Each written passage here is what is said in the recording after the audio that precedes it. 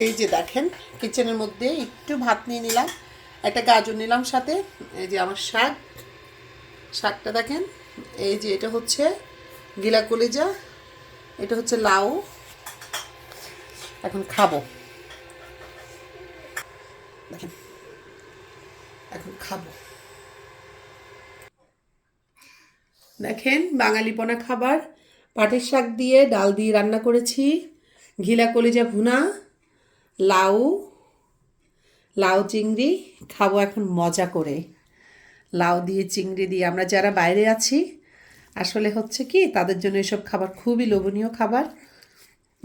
দেখেন এই যে ঝোল দিয়ে একটু মাখিয়ে নিয়ে লাউ আর চিংড়ি, এই যে দেখতে পেয়েছেন।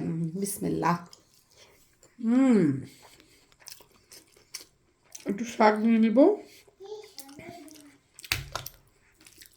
মজা। এই যে দেখেন,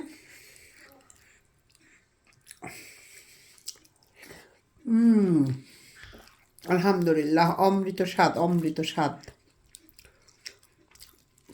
ঘিলা কলিজা দিয়ে দিচ্ছি, এই যে দেখেন কলিজা আর ঘিলা। এই যে বাচ্চাকে কোলে নিয়ে খাচ্ছি। এই যে মন চাচ্ছে কাঁচামরিচ নিতে, কিন্তু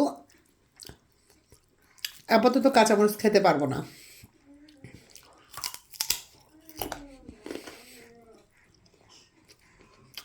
গাজর খেয়ে নিচ্ছি, ওই দেখেন ঘিলা কলিজা দিয়ে।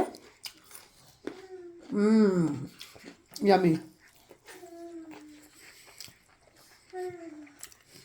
বড় প্লেটে খেতে পছন্দ করি, একদিন এক প্লেটে খেতে পছন্দ করি। বাটি দিব তোমাকে? ওই যে দেখেন, অনেক মজা, অনেক মজা, মাশাল্লাহ, আলহামদুলিল্লাহ। আমার সাথে কে কে খাবেন?